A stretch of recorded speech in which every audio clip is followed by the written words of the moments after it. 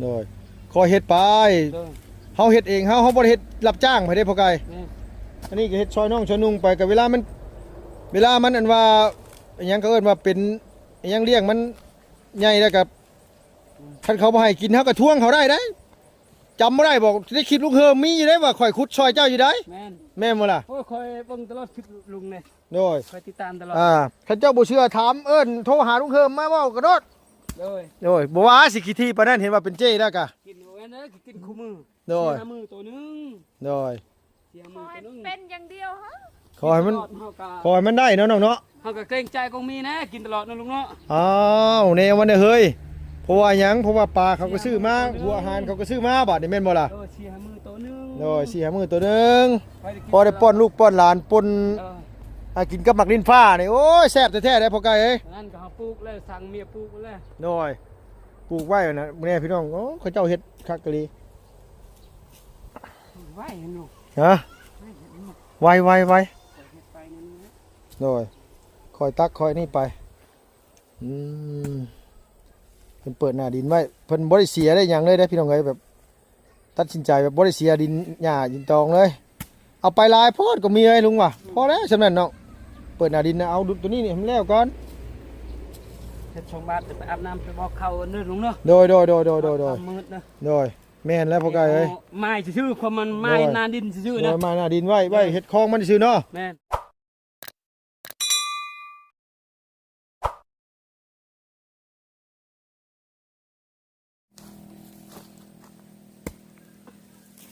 หลายแล้วดินนะปาเตอน้องสาวเป็นคนเปิดหน้าดินอ้ายเป็นคนอันว่าส่วนตามหลังแทกแล้วก็ลุยเลยบ่พ่อไก่นะโดยเรียมมันจะแปลงน้ำลังโดยตอนนี้นะฮะโอ้ยยิบยาดโกยตัวลูกเฮ้ยเยอะด้วยนะตะเบิ้ลแกเลยจูมาเลยจูมาให้เอ้ยนี่ให้ตะไปเยอะมาโอ้เจ๊ลุยลงมือเองได้ป่ะเจ๊โอ้ยเจ๊ใครนะเจ๊สบายเรามีแต่ไม้ซื่อเนาะเอาเล่นจนทุกเนาะโอ้สบายขุดดินกันสบายโอ้ก็เราเคลียร์ซื่อเล่นผู้ยกเลยโดยคอยตั้งหันแค่นั้นนั่งในตั้งโอ้ยเบิ่งคอยเบิ่งแบบนี้นะเจ้าภายในประมาณ10 ปีเจ้าก็ได้เป็นเจ๊เลยก็มีเบิ่งแน่อยากเฮ็ดอยากสร้างคือเจ้านะเป็นเจลี่ลุงเนาะเอาอีหลีพ่อไก่คนเฮานี่คนสมัยนี้หายากเลยพ่อไก่อยากเฮ็ดนั่นเฮ็ดนี่แบบนี้น่ะเบิ่งในโทรศัพท์ซื้อก็อยากเฮ็ดเบิ่งที่ล่ะคนเฮาบ่คือเราเฮ็ดดีนี่บางเทื่อก็สำคัญกับเราหน่อยเนาะละน้อยได้ละน้อยอันนี้บ่บ้านสกีนี่บ่เป็นได้เป็นเจ้คือกันบ่หรือว่าไดเจ้ได้ละน้อยเฮ็ดว่าโอ้กล้วยเพิ่นปลูกแล้วบัดอันว่าถือคลองน้ำพอดีน่ะเนาะเฮาจะยกกันแล้วมันแบบเขาจะปลูกอยู่พุ่นโดยปลูกวันนั้นดินนี่เจ้าสิไว้ปลูกยังก็มีนี่นะเจ้าขุดออกมานี่ปลูกข้าวปลูกมาอันนั้นปลูกเพชรปลูกข้าวหมกเพชรปลูกข้าวเพชรซะอีกโอ้วางแผนไว้ขนาดได้ปะพอใกล้เลยสบายแล้วก็มีเคี้ยซื่อๆเราจะได้ตักลงเนาะลุงเนาะเราเคี้ยซื่อเนาะคือนกเนาะเคี้ยกินคือไก่แล้วมันกินบ่กินก็ย่ามันเคี้ยปะแล้วเลยเราจะได้ตักลงโดยกินนี่คือจะเต็มเลยทองปะใส่ทองจะแตกแล้ว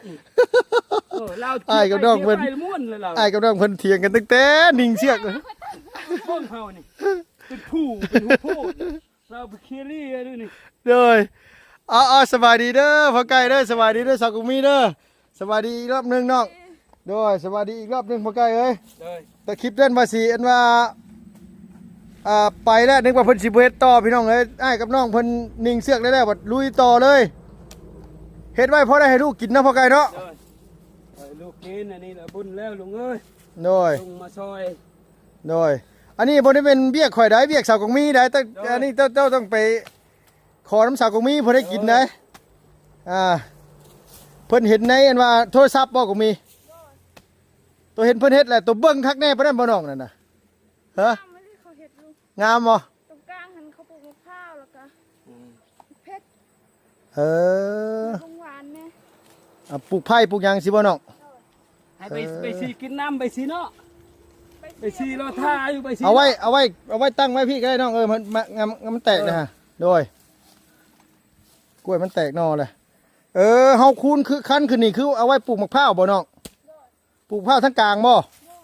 แข็งหมอนี่คือเพิ่นเปิดหน้าดินเอาก่อนโอ้ลุงชายสิลุงก็บ่ได้เมื่อยแล้วลุงชายคิดไปสินะใช่พอไก่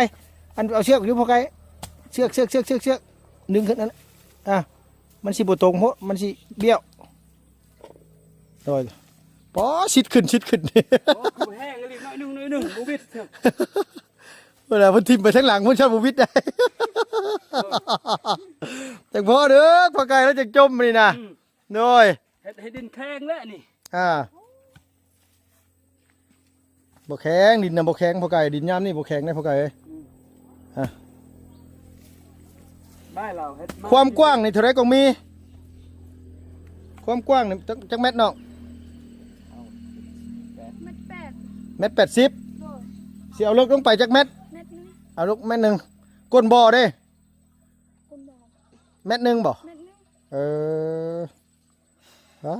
คันนิ่งมาแต่พุ่นนะพี่น้องเลี้ยงปลานี่ได้ฮอดเป็นพันคันเลี้ยงปลานินปลานี่เนี่ยโอ้โหดึงจุ๊บเจือเด้อเชือกจะขาดเด้อ อย่าไปติ้งเสือกให้มันซื้อ หน่อยโอ้ เท่าหน่อยมดเลยลุง หน่อยฮะ คอยเฮ็ดเท่าหน่อย เบิดเลี้ยงอยู่บ่อนี่มันใหญ่เลยตักขึ้นไปใส่บ่อนั่นคนมาซื้อกับตักขายอยู่บ่อนั่นเลย แม่น โอ้วางแผนไว้เก่งเลยของมีเจ้าเนาะ มีห้านอีกเล็กๆนะลุง ฮะ สบายตีนปลาดุกตีนปลานิ่นเนาะ ความฝันคนเฮานี่มันอยู่ที่ความฝันนี่ลงมือเฮ็ดดีได้พอไก่เนาะบางคนนี่โอ้ยเบิ่งจะได้โทรศัพท์ไปซื้อไปเต็มม้วนแต่มึนก็บ่ได้ลงมือเฮ็ดอันนี้แทกได้แล้วตอกเลยพุ่นน่ะป้า แทกที่ซื้อมือเฮ็ดนี่แทกมาต้องเลย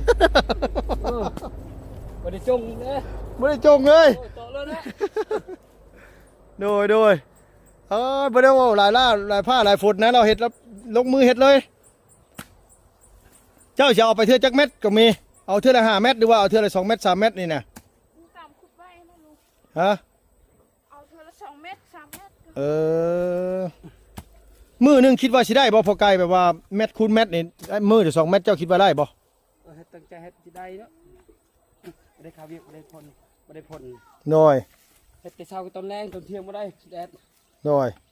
เฮ็ดตอนเช้าตอนแรงซื้อเนาะตอนเที่ยงบ่เฮ็ดเนาะ เฮ็ดลงมือ4 โมง 5 โมง 6 โมงเย็น โดยแล้วนี่เฮาเปิดหน้าดินออกซินี่คือเฮาต้องมาขุดตรงนี้ให้มันลึกเม็ดนึงเนาะแล้วเฮาจังไล่ไปพุ่นแม่นบ่พอไกล แม่น เออ ไม้หัวมันนามันก่อน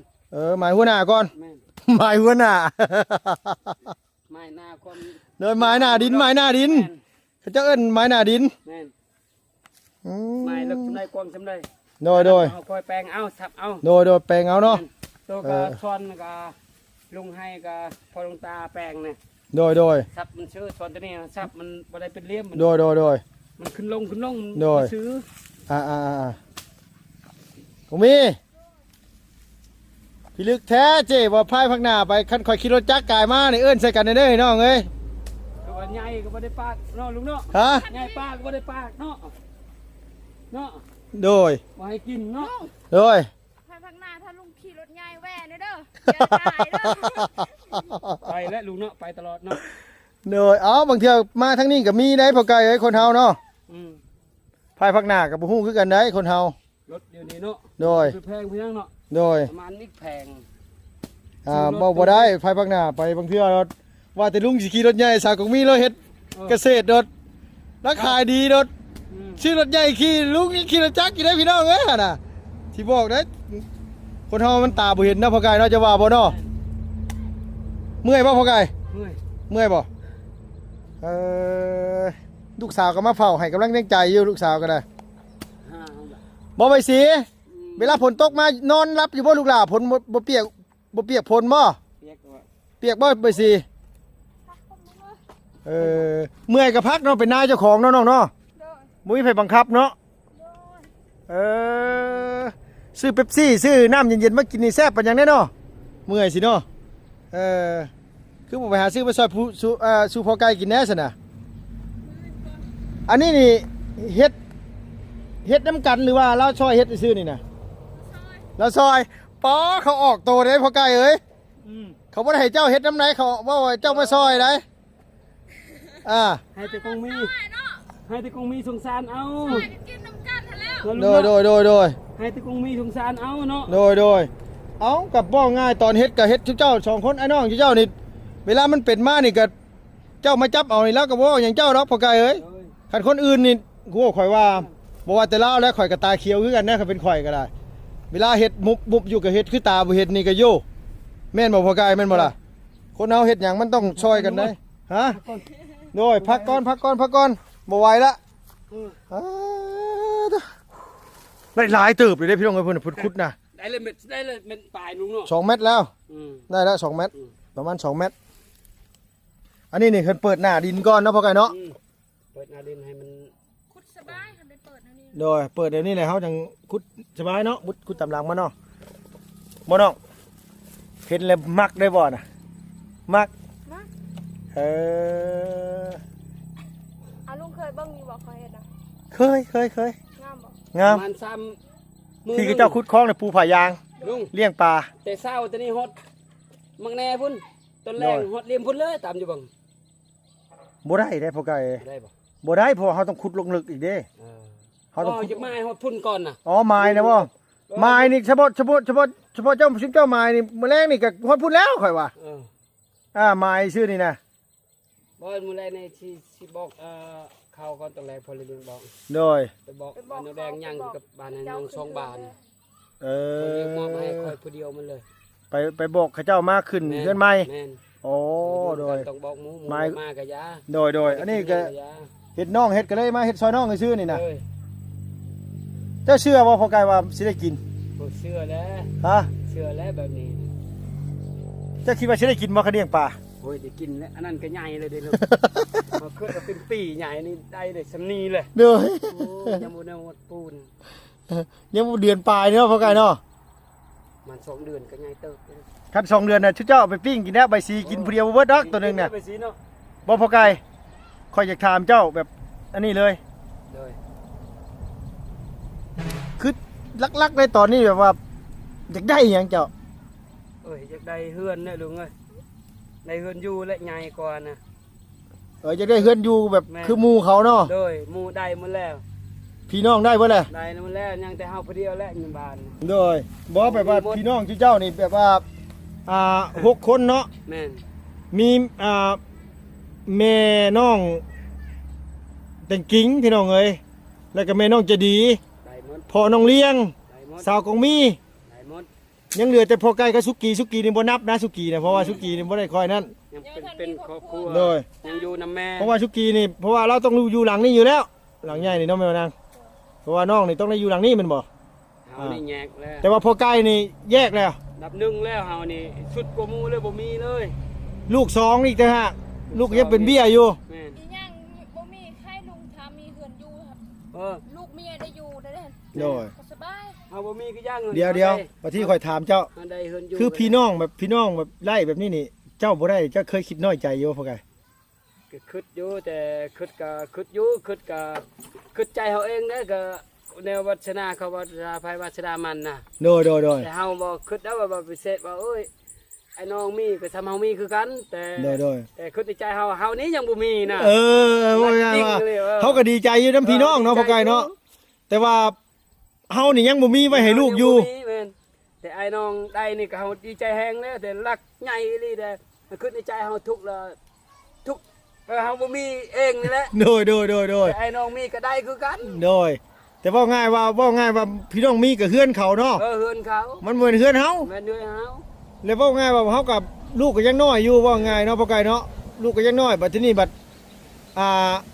คันเฮาได้เป็นของเฮาเองนี่คือสิดี สิดี ๆ คือว่าใจเฮาแบบส่องใจเลยนะคือเรื่องใจหนึงล่ะดีใจนำไอ้น้อง โดย ไอ้น้องได้พอเลี้ยงได้ใจที่หนึงชุดล่ะรักเฮาเป็นใหญ่ยังบ่มีแบบส่องใจนี่นะ มัน ใจห ยัง ว่า น้อยใจอยู่ แม่งยังน้อยใจเด้อ ว่าเป็นหยังแบบว่าเพิ่นสิบ่อยากซอยนี่บ่ทุกข์ยากคือกันสิเนาะ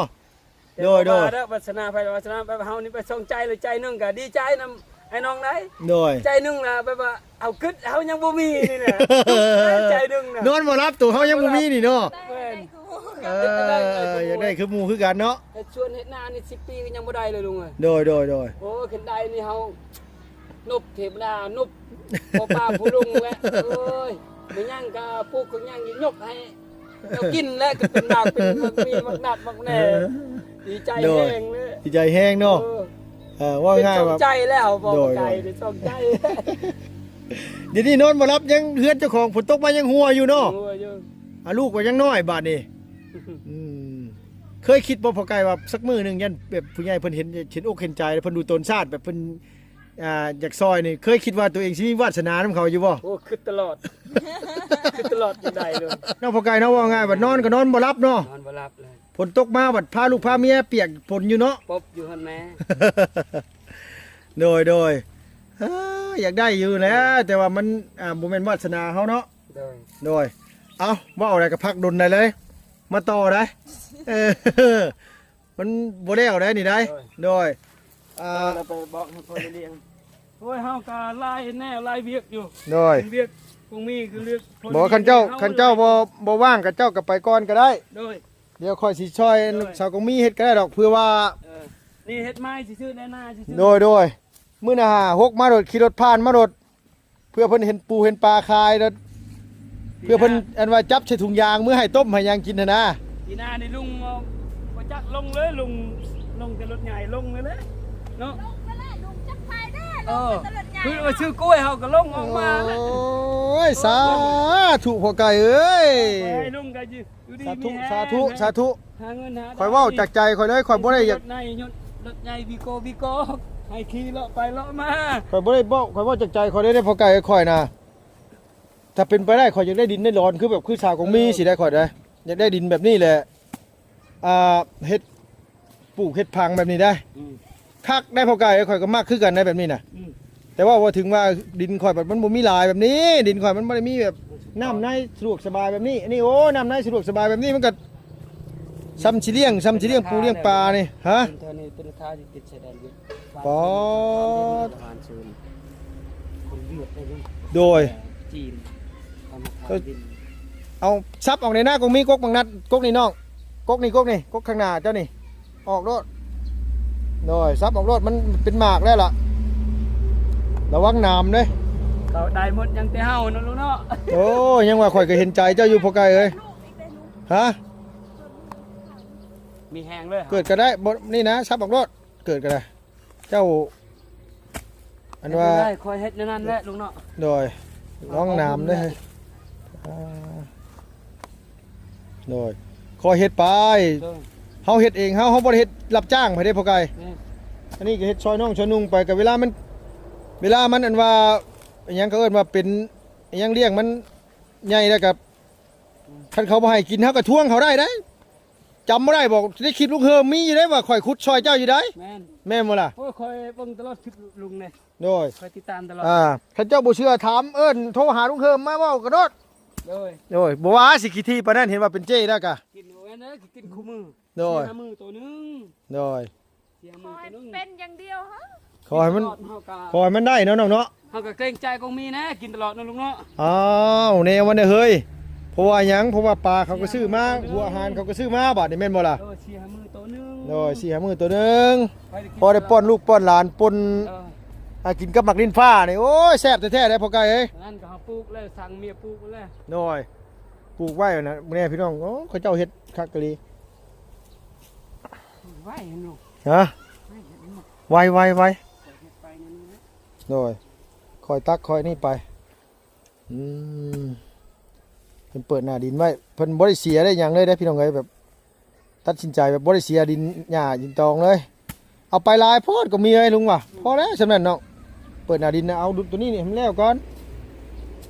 เฮ็ดชงบาทไปอาบน้ำไปบอกเขาเนื้อลุงเนาะ โดย ความมืดนะ โดยแม่นแล้วพอไก่เอ้ย ไม้ชื่อความมันไม้นาดินชื่อ โด นะ ยมาหน้าดินไว้เฮ็ดคลองมันซื่อเนาะ แม่น บอกกงมี สมมุติว่าเจ้าบ่ขุดบ่ฮอดเม็ดนี่มันเป็นจังไดน้องมันปลามันบ่ค่อยใหญ่บ่หรือว่าจังไดเจ้าเบิ่ง บัวใหญ่ แล้วหูมันเนาะ ใหญ่ซ่าลูก ฮะ ขุด เลิกแบบนี้กว้างแบบนี้มันใหญ่ไว้ เออคันสมมุติว่าเฮาขุดอันคลองมันตื้นนี่มันบ่นานใหญ่ โดย ต้องให้มันน้ำลึกแน่ โดย แต่ระวังในกงมีเอ้ยเฮ็ดคลองน้ำงามปานนี้น่ะลูกหลานลายไปนั่นน่ะอย่าให้เขาลงมาเล่นนะเขาตกน้ำได้ ต้องใส่ตะนางเอา เอาดีแล้วพ่อไก่เอ้ย โดย เด็กน้อยเขามาเห็นเขาเห็นปูเห็นปลาลายเขาโหลดใส่ปลาอันนะ แม่เขาจะจับเด้อ โดยเรียบร้อย ปลาดุกอยู่พื้นน้ำปลาเนี่ยนี่มันลอยขึ้นทั้ง โดย มันใหญ่เห็นโต ระวังนะตัวนี้ก็ได้มาเลี้ยงยังก็ต้องเบิ่งลูกเบิ่งหลานนำได้แบบว่าลูกหลานมาอย่าให้เขามา เอา แต่เด็ก เด้ น้อย ไปเนาะออก โดยโอเค ไปเด้ โอ้ยหวังว่าผู้ใหญ่สิมาซอยคือหมู่คือน้องคือนุ่งเขาเด้อพ่อไก่เด้อเจ้าก็เด้อ เด้อ ข่อยก็อยากให้เจ้าได้คือกันนะข่อยเห็นเฮือนเจ้านั่น ไปพวก โอ้ยพี่น้องเอ้ยเฮือนพ่อไก่ก็หลังพ่อซ้ำข้อไก่นี่แหละหลังเฮือนอันใหม่แล้วก็ได้ หลังเฮือนเก่ากับพ่อเฮ็ดตะเปาะอยู่ มาแล้วบ่โคลีเดียนี่ โดยเบิ่งข่อยสิไปตักซอยสาวกุมี เอาไปเด้อลุง โดยโอเคพ่อไก่ขอบใจหลาย 2-3 บาทนึง ๆโดยอ๋อ นี่อยู่เด้อ บ่น้องถามอีหลีเปรียบว่าเห็นเพิ่นเฮ็ดแล้วมักบ่ งาม งาม โดย คือหลักๆนี่คือมักความงามก่อนบ่ ผมงามเลยอยู่ไปม่วนอยู่น้ำปลาน้ำนะ ยกตัวอย่างคือเจ้าลงมาเกือปลาสิก็บ่จะขึ้นแม่นบ่ โดย คันสมมุติว่ามันมีหลายแฮงสิอยากอยู่นำมันแม่นบ่โดยว่าง่ายๆก็คือทางน้องเพิ่นแบบว่าเห็นในเกษตรยุคใหม่แม่นบ่น้อง โดย ที่คนไทยเขาเจ้าเฮ็ดกันนะบ่ โดย คือตัวเบิ่งมานี่เบิ่งมาหลายปีแล้วว่าคงมีดูวันนี้นะ โบ้หักกระโบ้กัน หากระเบิ่ง โดย หากระแบบหากระศึกษาบ่ว่าง่ายว่าคือตะกี้นี่อยากเฮ็ดอยู่แต่ว่ามันบ่มีทุน โดยมีทุน บอกง่ายว่าเฮาบ่มีทุนมีฮ้อนเลยเฮาบ่ลงมือเฮ็ดบ่เจ้าได้เปรียบเขาเด้เจ้าได้เปรียบคือเจ้าเบิ่งน่ะอันเขาเจ้าน่ะมันบ่มีน้ำเนาะน้องเนาะ โดย ทางเจ้านี่มันมีน้ำตลอดน้ำเจ้าน่ะมีน้ำตลอดแบบว่าเจ้าเปิดมาใส่ตลอดน้ำเจ้าปลาให้เจ้าเฮ็ดใหญ่ไว้เจ้าเบิ่งปลาดุกเจ้าแม่ข้าวเดียวนึงข้าวเดียวใหญ่เลยพี่น้องปลาดุกน้องเพิ่นน่ะ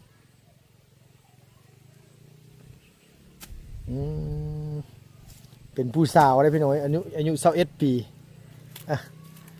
ผู้สาวอายุ21ปีแต่ว่าอยากเฮ็ดเกษตรตัวเสื้อว่าเฮ็ดต่อไปคิดว่าเลี้ยงครอบครัวได้บ่เนาะผมคิดนะ ได้ ได้บ่ เขาเป็นบ่ตายยัง แต่ว่า คือพายางซี่ตัวสิซื้อใช่รู้จักหม่องซื้อบ่ บ่ฮู้ บ่ลุงมีหม่องซื้ออยู่คันว่านั่นตัวฝากเงินลุงก็ได้ลุงมาบ้านลุงสิซื้อมาให้อยู่บ้านลุงมีอยู่แม่นตัวสิเอาเท่าไหร่แบบ50ไมครอน150ไมครอน300ไมครอน300ไมครอนนี่มันสิหนาสุดละพายางตัวหนาสุดตัวปูทีเดียวเลยอยู่ยาวเลยสินะแต่มันก็แพงแหน่ตัวนั้นน่ะ โดย โดยใส่พอไก่เราคือตักจึกแถวพี่น้องเบิ่งลุงอยากลองมึงเด้อยากลองมึงก่อนจะว่ามันคักอยู่จักว่าแม่นหยังดอกเฮากับหมายไว้คือกันนั่นแหละเพราะว่ายันมาเทื่อหน้ายันสาวก็มีเพิ่นโอ้ยคะแนนให้เป็นลุงหมาโลด ฮะ ขี่รถใหญ่มาพอจึงได้ลงเด้ โอ้ รถไฟนอมาจอดหน้าเฮือนกัน โดยสาธุน้องเอ้ยลุงก็จะขี่คือกันแหละรถใหญ่ก็ได้ถ้ามันเป็นไปได้นะพี่น้องเนาะคันคือเว้าคือตอนนี้ก็โอ้ยเว้าเพื่อไว้สิก็โอ้ยเป็นไปได้ก็อยากได้ดินได้ดอนพู้นแหล้วซื้อดินซื้อดอนไว้เอาไว้ให้ลูกให้เต้าเขาอาศัยอยู่เฮาเท่าโอ้ล่ะลูกเพิ่นมันก็บ่ได้ยากเนาะโอ้ดินอ่อนคักอีหลีนี่ก็มีเอ้ย อ๋อมาลูก โดยเป็นดินดาพร้อมนะพี่น้องเอ้ยเนาะสบายดีเด้อพี่น้องเด้อสบายดีน้อง FC ที่อยากจะดีเบิดสุขุสุคนเนาะเปิดหน้าดินก้อนเพิ่นซั่นว่า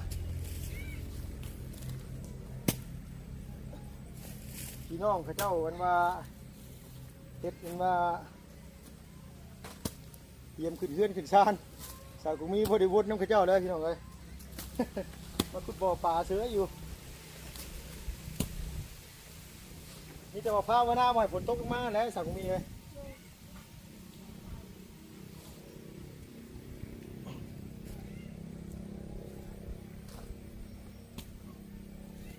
ถ้าเอาเฮ็ดเลิกประมาณ50 เซนนี่ปลาบ่ใหญ่บ่เนาะ ใหญ่ขึ้นแต่ว่ามันโดนถึงใหญ่ มันใหญ่ซ่าสิบ่ โดน โอ้เด้อมันใหญ่ซ่าเนาะแต่ว่าคือเลี้ยงปลาดุกไปอย่างนี้เอาเลี้ยงเขาเดียวกันใหญ่เนาะ โดน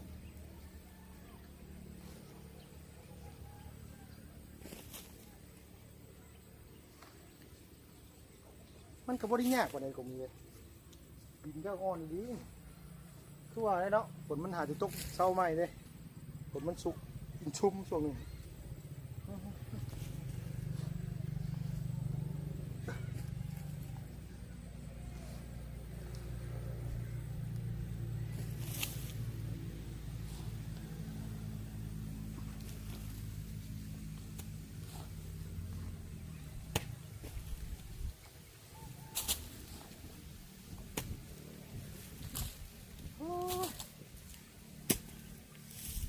เมื่อยสู่แห้งผู้สาวก็บ่ได้พี่น้องเอ้ยสูงเท่าแล้ว ใช่เด้อเท่า ฮะ ยังบ่เท่านะ เท่าแล้ว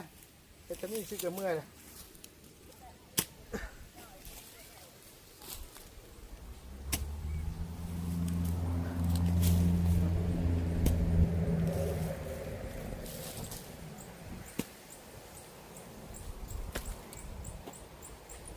งามอีหลีพี่น้องเอ้ยเนาะ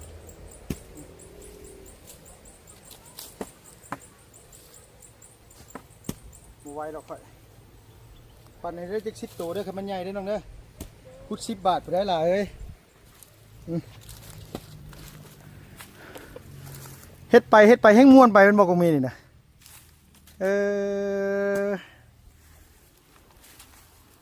ลงมือเฮ็ดเองทำเองเลย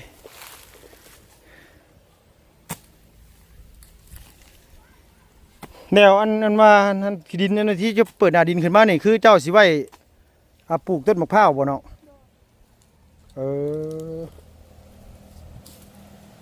แล้วเขาต้องเกลี่ยมันบ่นางก็มีเกลี่ยดินนี่บ่เกลี่ยมันเพียงบ่เนาะเห็นมันเป็นเหลี่ยมเป็นอย่างสิเนาะโดยเจ้าเบิ่งพิธีเขาออกแบบออกอย่างข้างแน่บ่ก็มีเจ้าเบิ่ง ยอมรับน้ำใจน้องเพิ่นพี่น้องเลยเนาะ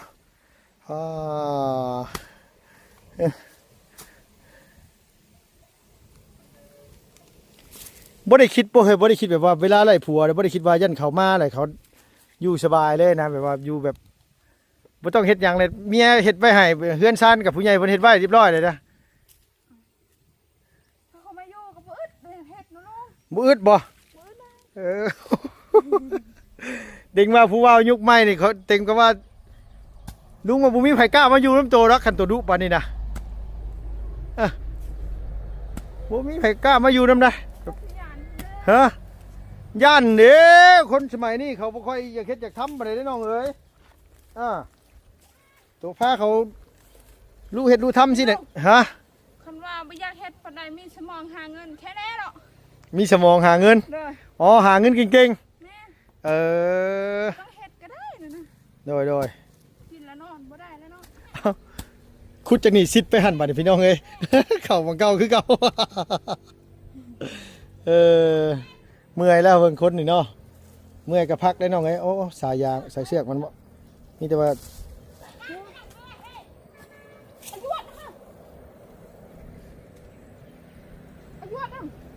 เป็นหยังเนาะโอ้เพิ่นคุดบ่ได้โดนบ่ได้แต่พี่น้องข้าวเดียวนึงพี่ได้เกือบ3 เมตรทางนี้ก็ได้ แต่ว่าเพิ่นขุดลงไปประมาณส่วนหนึ่งนี่แหละโอ้ขนาดว่ามันยังไม่ได้เป็นรูปเป็นร่างก็ยังรู้สึกว่างามเลยก็มีเลยมันเป็นลุงตั้งง้อได้พี่น้องเอ้ยนี่นะ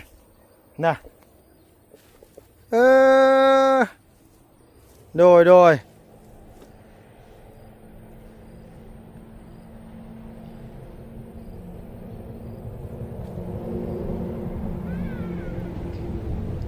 แล้วเจ้าเสียดโค้งบ่น้อง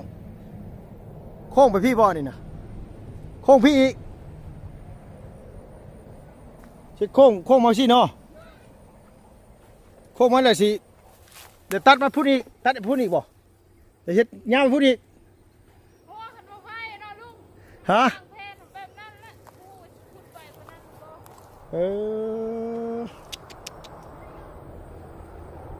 กระจ้างคนซอยน้ำมาแล้วคันบ่ไหวก็ได้โดย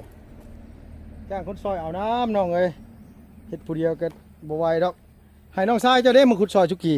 พี่ไปฟังงานมื้อนี้ เพิ่นว่าเพิ่นสิมาเฮ็ดซอยอยู่บ่อืม พูดแล้วจึงแล้วขึ้นเฮือนพ่อเขาเลี้ยง โดย เฮือนเขาเลี้ยง ขึ้นเฮือนเลี้ยงได้แล้วก็จังมาเฮ็ดแม่นบ่ โดย อืมคันว่าน้องเพิ่นเฮ็ดดีๆดอนี่ลุงบ่ฮอด4-5 มื้อเด้พี่น้องเอ้ย5-6 มื้อแล้วฮะ บ่ได้ใส่อันนั้นลงมือจะโผล่หมดแล้ว มือพงใส่อ๋อใจมักเลยดีโลแข็งไปสับไปกินแล้วว่าข้าวแรง ยัง ได้ยังกิน กินแล้วไม่ อยากกินอะบังบ่พี่น้องเอ้ยเนาะตอนแรกว่าสิขึ้นไปนี่แหละมิแต่ว่าลุงกับสิขอโตวจบคลิปก่อนพี่น้องเอ้ยเนาะสบายดีแล้วน้องเด้อโธ่โดยขอบคุณขอบใจหลายๆพี่น้องเอ้ยอันนางดินกับพ่อไก่เมื่อกี้นี่เฮ็ดล่ำอันมาส่วนให้เราแล้วก็ได้นั่งคุยกับเราโอ้ยเราว่าอยากได้เฮือนในซานก็ได้แต่เห็นเราเฮ็ดอันว่าอันนี้ซอยน้องสาวเราก็เลยถ่ายคลิปให้พี่ให้น้องเบิ่งน้ำกันขอบคุณในลายพี่น้องอยู่ดีมีแห้งอย่าเจ็บอย่าจนลำไปด้วยขอให้สุขภาพพรรณนามัยแข็งแรงสำหรับคลิปนี้ไปแล้วพี่น้องบ๊ายบายสบายดีเด้อพี่น้องเด้อ